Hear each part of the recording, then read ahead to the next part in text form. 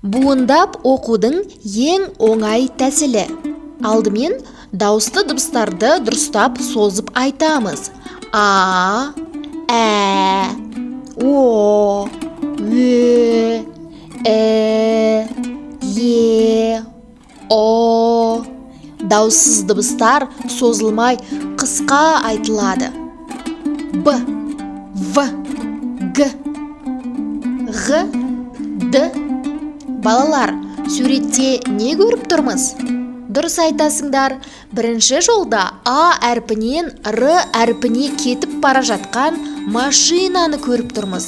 Олай болса, машинаның Р әрпіне жетуіне көмектесейікші.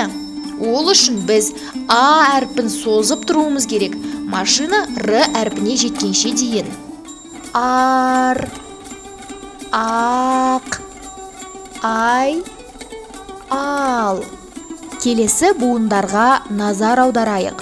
Суретте біз күшікті көріп тұрмыз. Күшік Е әрпінен Р әрпіне қарай кетіп бара жатыр екен. Ендеше күшікке көмектесейік. Ер, өз, ол, ән. Ары қарай тұйық буындар кестесінде жазылған буындарды оқып шығамыз. Ар, ай, ақ, ал, ат, аз, аш, ез, ер, ел, ес, ем, еш, еп. Әк, әл, әр, ит, ық, ыс. Ор, ос, от, өр, өс, ұн, үн, өс.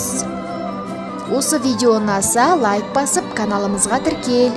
Келесі сабақта ашық буындар кестесімен буындарды үйренеміз.